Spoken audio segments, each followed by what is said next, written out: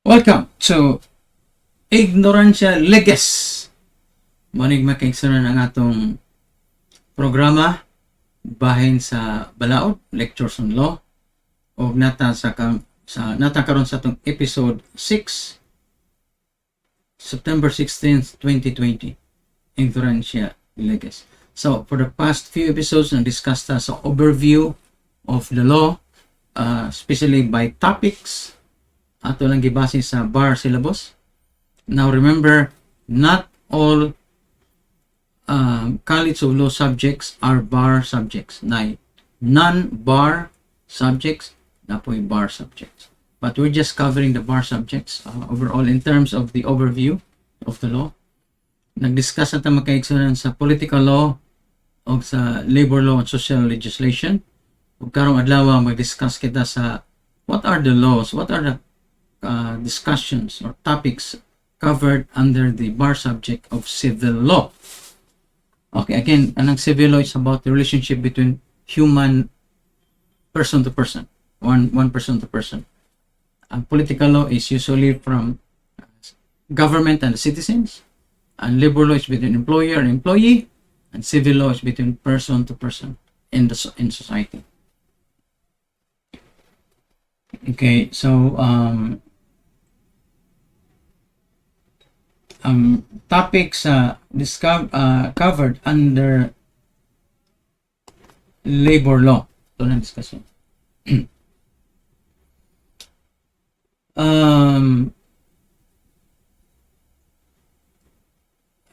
Labor law is practically the major law covered is the civil law of the Philippines, the new civil code of the Philippines.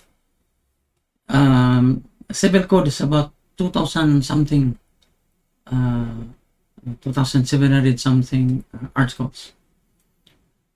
For purposes of the bar, the articles on partnership, which is Article 1767 to Article 1867, that's about 100 articles. And articles also regarding credit transactions, Articles 2047 to Article 2092.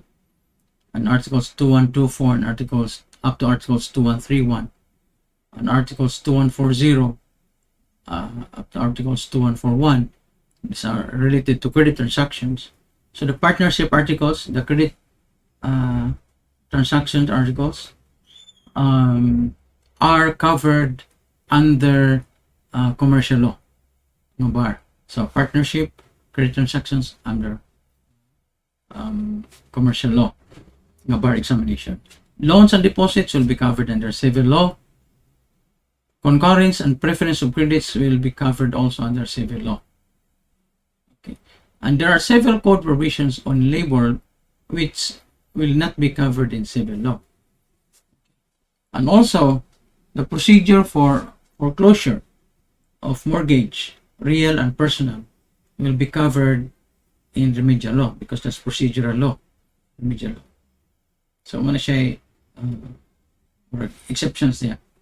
Partnership articles, credit transaction articles are considered as part of remedial law, commercial law, bar examination, and the procedure for the foreclosure of mortgage, real and personal will be covered under remedial law. Now that is, we're talking about the Civil Code of the Philippines, approved sometime in effective August 30, 1950 or something. Now, remember this, the major law on civil law in the Philippines is the Civil Code of the Philippines. It's called the New Civil Code of the Philippines because it took effect bago lang, 1950 lang. Ang old Civil Code katumang mga 1900s. Okay. And then we have laws like Civil Code, and we have other laws. Ako nang i-mention niyo. This is for the purpose of the coverage of the bar examinations only. Napayda kang balaod na studyhan in the College of Law, although dili siya part sa bar examinations. Now, the relevant laws and regulations which is covered by the bar examination and civil law are these. Primarily, of course, the most important, of course, is the Civil Code of the Philippines and all its amendatory laws. Now, remember, if you talk about Civil Code, it's 2,700 cases, 2,500 cases, or 2,300 cases. Articles, you cannot memorize them. So that's the primary one, the Civil Code of the Philippines. Next is the Family Code of the Philippines, Executive Order 209 by Cory Aquino, as amended. Remember, when I took my civil law 1, persons and family relations, what by family code ito? It was 27 years before I took the bar examination. That's how hard it was for me. Special laws and regulations. Special laws and regulations. Republic Act 7192. Women in Development and Nation Building Act. I-appeal ko ginas bar. Sus, dugang-dugang gis problema. Civil code na dan, problema na. Family code na dan, dako na problema. Then, Act 8043, as amended by Act 9523, the Republic Act.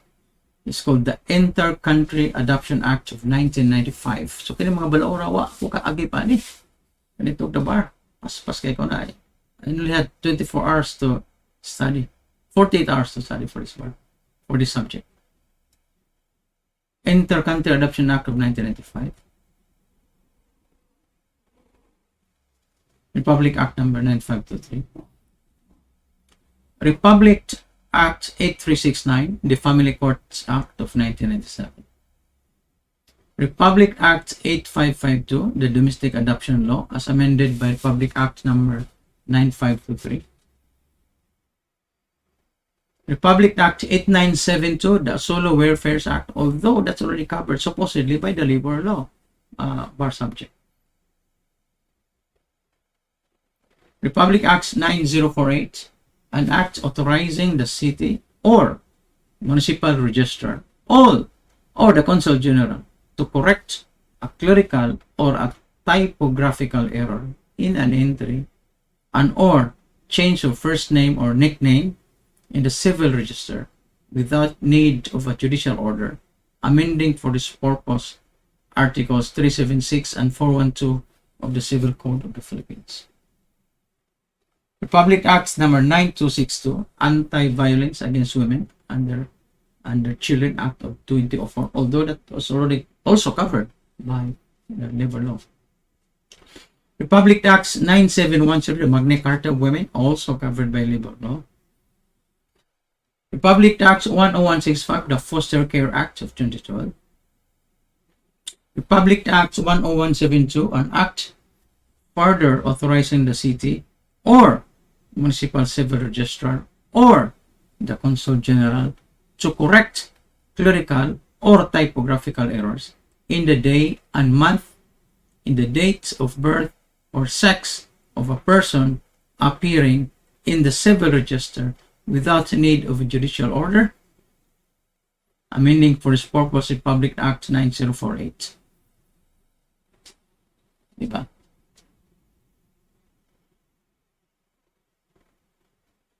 Clerical or typographical errors. Republic Act 10354, the Responsible Parenthood and Reproductive Health Act of 2012. Republic Act 10821, Children's Emergency Relief and Protection Act. Republic Act 11166, Philippine HIV and AIDS Policy Act. Republic Act 11222, an act allowing the rectification of simulated birth records and prescribing administrative adoption proceedings for the purpose. Commonwealth Act. Commonwealth Act, anong pagkisam? Commonwealth Act 141, the Public Land Act. Presidential Decree 1529, the Property Registration Decree, as amended by Republic Act 11057, as amended by the Personal Property Security Act. Presidential Decree 957, Subdivision and Condominium Buyers Act, as amended by Presidential Decree 1216. The Bulk Sales Law, Act number 3952, as amended by Republic Act number 111. Act number 4122, Installment Sales Law, Recto Law. Act number 4726, the Condominium Act. Republic Act 7899.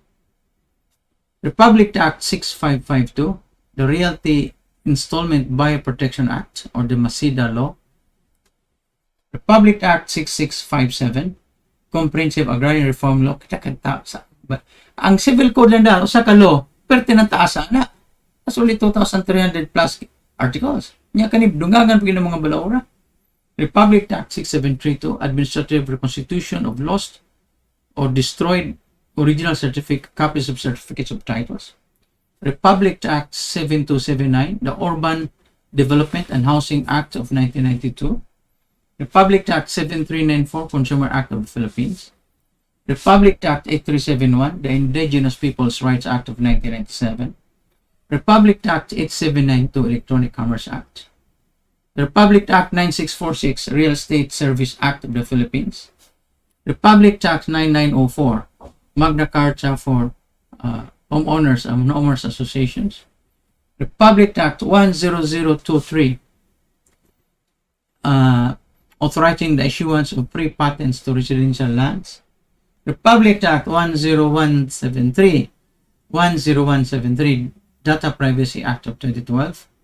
Republic Act 11201, Department of Human Settlements and Urban Development Act.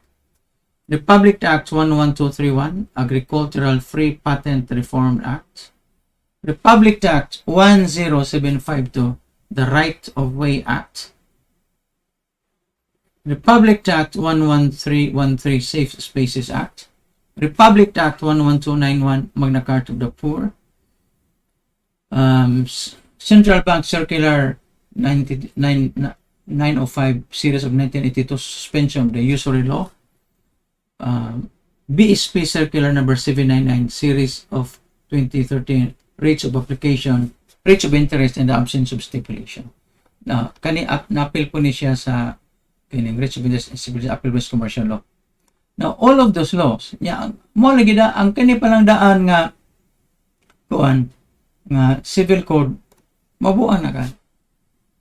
And I would like to give you this as a perspective. When I took the bar, I didn't know these laws. Whenever I took the bar in 2016, I did not I did not go to a review center. I did not even have a self-review. Kaya ba mo nagprograma ko din sa DYEB? So, for a long time. In fact, akong gi-challenge sa mga security guard na, kasi akong mga classmate, akong makainom, sila si John Renadilla, classmate yun, Atty. Ralph, Leo. Kita ba man ako nadadakog libro or notes on the bar? Wala. Yan, yun sila. Nagkuhan ka, GT Benz, nag-self-review. Ha? Self-review? Anong gusto ko mag-self-review ko? Kung gusto ko ma-review, nato ko sa review center. Ano mo kapoy-kapoy mo ng self-review? Tanaw ka sa libro, makatuog man ka. Hindi ka katuog na karon. Edad na ko. Nagtanaw mo sa libro, 30 minutes matuog na ka. There's no such thing as self-review. May lang nag-self-review, hagbong na kang bar. Ang uban, mag-self-review is, bago ka, fresh graduate ka, nag-review ka sa review center. Yan, nahagbong ka sa bar, and then, for the second bar ni mo, di na ka, mag-self-review na lang ka, kay bago pa man ka ni-attend sa review center, bago pa man. Wa pa mo tumabot o 1 year. Me, 0. I graduated 1991.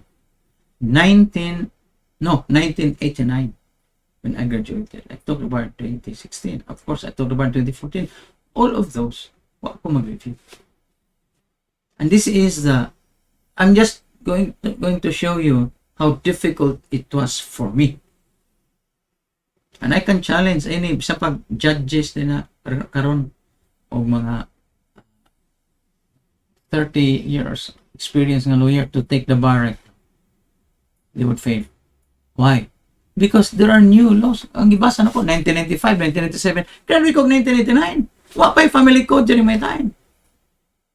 The constitutional law I took, first year, political law, was Marcos Constitution. 1973 Constitution. Okay, pag 1986 mo pa may 1987 ba itong Constitution ko, nag-graduate ko 89. So, pag take effect sa Constitution, I was probably third year college. Yawa naman kay law na, pag law naman, pag fourth year naman. So, pag first time na mo sa, wapabang ko pa kayo ng law pa ng mga cases related to it. Sa 1987 Constitution, I graduated in 1989. Graduate ko 89 po is March, late December 99, March 89, di ba? So, pagtanong ko, Inter-Corruption Act 1997, Family Records 19, so, that all of these are new to me. In fact, the remedial law is, para sa remedial law, 1997, procedure, ang criminal procedure, I think, was revised in 1985 and then also in year 2000. Na-again siguro 2010, na criminal procedure, I don't know already. And that was how difficult it was for me. Ngayon ko, sura niya. And I did not do a review. Why am I sharing this with you? The reason, number 1, nanghambog ko. Number 2, I want to tell you how I deal with adversities. And you should learn from it. You should learn from it. Me, I also learn from others. Yun sa nila, yun sa nila. Yun sa nila. So, I developed my technique na, like kini, Family Courts Act of 1997, that's one question siguro there. So, naulang ko na, sa worth one question. Inter-Country Adoption Act of 1995, there might be one question there. Ako lang scan. Maybe this is the question that is going to come up there. Kaya nalagyan na 2,300 articles ang Civil Code itself. Kung tanong lang kag 20 articles, kaya 20 problems ang ng bar. 20 problems niya. Each problem has type A and B, which is of course related to that question. Topic.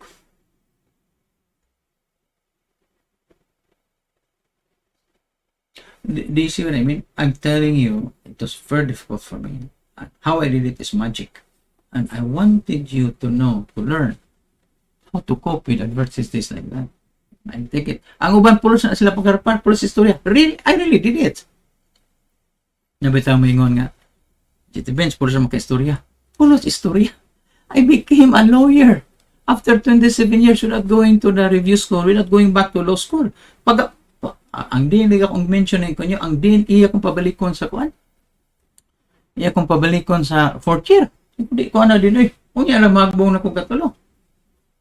Anong kusik-kusik mo kwarta? Remember, pila mo tuition fee ron, 50,000 siguro. Percent, 40. Nya, gasto ko ang 100,000 for that niya. Di ko katrabaho kagabi. Kay, di na ko kaprograma kagabi. Full time na di ko Ano man, I said, I can't pass the bar without going back to fourth year. 27 years after graduation. That was when I took the bar in 2016. Of course, now it's 30 years. Again, number one, hambog ko. Number two, I wanted you to learn from me how I face adversities. And I actually execute. Kaya uban, istorya lang ako actual. Actual ko ni bar without reviewing. These are the things you cannot do. Katawid ako sa kaluyer itong haya sa late ako na 2 weeks ago. Magbuwang pa di ko niya slow score. Classmate ko sa ako magbuwang 2 years ahead. Niya ma'am. Siya, kano sa mga kaning bar, doon nga kagbar ko. Dili, ma'am, ning Barbie ako, ma'am, nakapasabi ko 2017, 2016 nga ba? Ha? Kaya saan doon mo? Oh. Lawyer mo ka, ma'am. How did I do it? Do you think you can do it? Di na po eh. Dito niya mabuhat. Nanong di niya mabuhat? Naglisog, nagpasar, nagbar ng bagong graduate. Diba? You've said about people of 6, 7 bars. Akong ging na ng taga bar confident ito. Bisan pagka-20 ko mo take, okay rin ako. For me, I'll take it 20 times. Oh, sorry. What's the problem? Okay rin. Pero ayaw ko pa nga to as review center, ayaw ko pabalik ka sa law school unless I'm required to do so. Like, kung hagmang kang katulong, require mo back to 4th year. Di, going 4th year unless I'm required to do so. I'll exhaust all my cases. But, ay pugog pa. Review ha, kasi nga na, 6 months na review center. Kapuya ko na, maminaw ko ng mga justices diya. Why should I listen to them? I don't have the time for them. That's exactly what I'm gonna, and I'm sharing this with you. Okay? And lo and behold, I really came out consistently with high grades sa mga subjects. And I'm very proud of this. 27 years to graduation, didn't go to law school. Mercantile law, 92%. Balik-balik kayo na kung kaysa. Naminaw ni balik-balik, 92%. Mercantile law. And I knew I got perfect sa mercantile. I knew I got perfect. Because I knew I got perfect. Because we were given all the answers. No, not all the answers. The questionnaires back. And I look at all the questions and I have my notes. Okay, mabto yung sketch paper. So akong sketch paper dito, akong mga keywords, akong answers. And I also have a question mark ko ako klaro. So pag tanong ako sa commercial law, ang question mark. So self-assessment, tanang answers correct. And then I answered it. Na question about San Miguel Corporation o Asia Brewery na katong mga botelya gipanggamit o gipanglabay or gana. Basta something related to that. Think about that. Then I answered it on my own. I did not answer it using the arguments of the Supreme Court. I answered it to my own. And I had 10 points in my answer. 10 items, 10 ideas which I wrote on my answer. Idea number 1, idea number 2, number 3, number 4. And the reason I wrote it by numbers, that I wanted to emphasize that this is the idea number 5 regarding this mercantile law. So I know I got perfect there. That there are 20 problems, 5 points each. So ikuha ko 8 points. So there were 8 problems. Although I got perfect, ikuha ko 1. So instead of 5 points out of 5, per problem, itagaan ko 4 points out of 5. Itagaan kag 4 out of 5 for 8 ka problems. And then you get 5 out of 5 for the 12 problems. Kana 4 out of 5 mo maupat. 8 ka problems. 8 out of 20. Nagkatagaan kag 4 out of 5 points. Perfect na ko na. Wala nang katagaan 5 points yan. 4 out of 5. That's the feeling. And I knew, kaya ba ako perfect ato? When I went back, kaya ba ako perfect ato? In fact, pag akong political law, I knew. Akong expectation sa political law was mga 95, 96. Akong score sa political law, self-assessment. That was my expectation sa political law. When I came out political law with 87, because ka 87, kuan mo ko na, o mag-score ka ni mo, ang tanan ni mong subject, tanan ni mong problems, there are 20 problems. Right? So each problem is 5 points. Correct? 5 points. So, kung makascore ka og 4 out of 5 for the 20 problems, 4 out of 5, each problem, 4 to 5, 4 to 5, 4 to 5, 4 to 5. Pila yung average na? 80. Correct? 4 out of 5, 80. Correct ba? 80. Ngayon kukuha mo 87, that means to say some of those are 5 out of 5, 5 out of 5. Correct? Now, kung sa man na makascore kag 4 out of 5, for every problem, if you get 4 out of 5, your average is 80%. 4 out of 5. 80 man ang percent mo, 45. Now, when you get a 4 out of 5 score, ay mo answer sakto na or sayo? If you get 4 points out of 5 for each problem, ang bot ipasabutan na sakto na yung answer. Perfect na.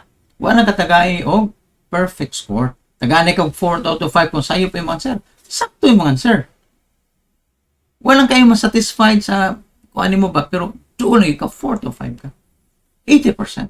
So if you get 87%, so most of your scores are 4 out of 5, 4 to 5, 4 to 5, 4 to 5, and lima siguro nga 5 out of 5, 5 out of 5 out of 5. That's okay. Good, it's 7%.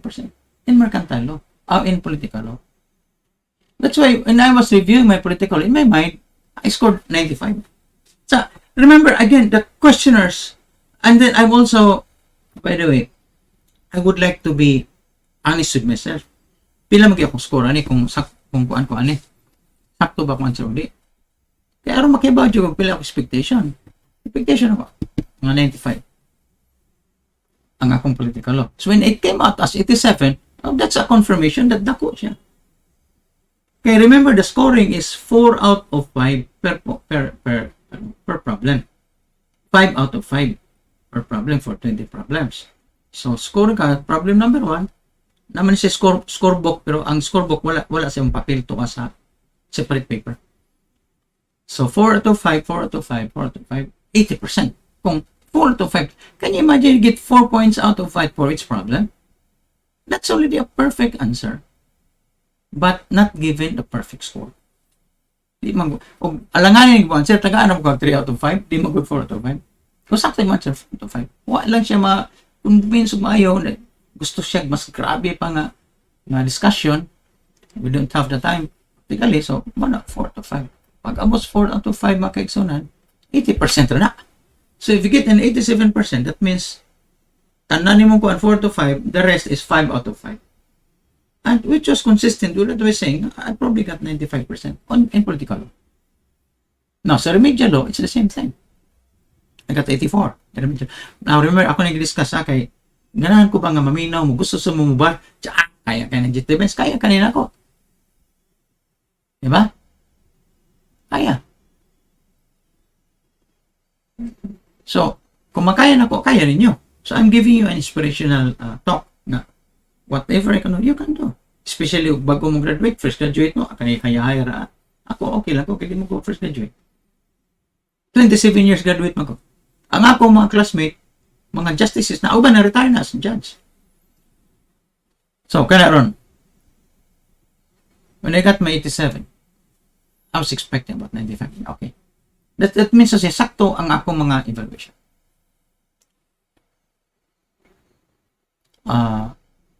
So mercantile, 92%, political law, 87%, remedial law, 84%. Again, it's the same. 20 problems. If you get 5 points out of 5 for each problem, you get 100. If you get 4 points for each problem, you get 80. Average, 4 out of 5, 4 to 5, 4 to 5, 80. Right? 4 to 5 is 80. So, when I get 84, that means to say, my grade is generally 4 out of 5 for every problem. Except some problems where I get 5 out of 5. Probably I get 5 out of 5 for 5 problems, perfect score. 5 out of 5. That's why I got an average of 84. So overall, my score is 4 out of 5. In general, that's how it's scored.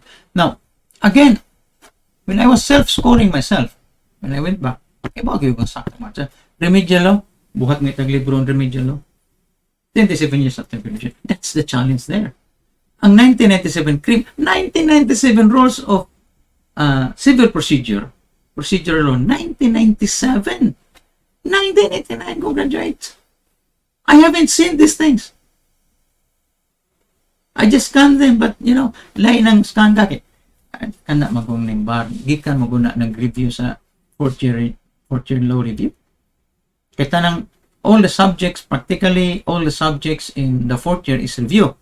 Political law review, civil law review, mercantile law review, kana mga bar subject mo na review sa fourth year. So practically the study of law is first year to third year, fourth year's review, plus na pag-review center. And in the bar. For the bar, after the review center, na pa may 2 months, review ka na. And I didn't have that luxury. And that's the thing. Despite that advisory, I said, take it. So what I'm saying is, mo istorya ko, actually I did it. Why makabuhat na? No, nobody is going to take that bar 27 years after graduation. Diba? Anyway, so atong mga topics na sa civil law magkaigsunan, ato niya lang ma-discuss unahan siguro ng civil law. And these are the laws. That's why I said civil law is very difficult because it covers about 10 subjects in the College of Law. Kining civil law bar exam, 10 subjects under one bar exam. Civil law. Manikali sudan. In general, when the law takes effect, retroactivity of laws, mandatory or prohibitory laws, waiver of rights, repeal of laws, conflict of laws, human relations, applicability of penal laws. That's general laws on civil law. Under the civil code.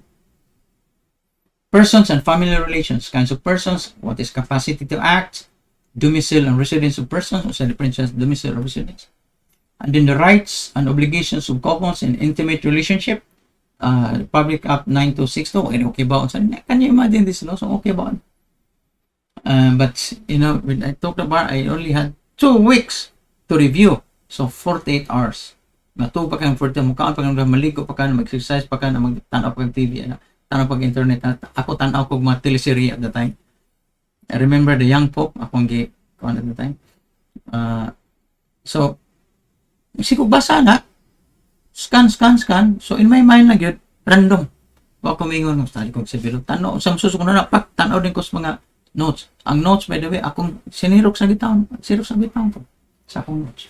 Because, yung mga Xerox pag yun ako, ang logo sa eskwela na adik, di mabasa ko nga.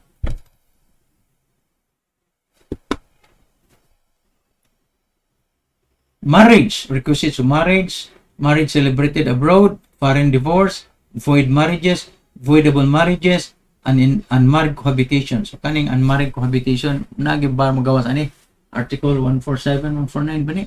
Na.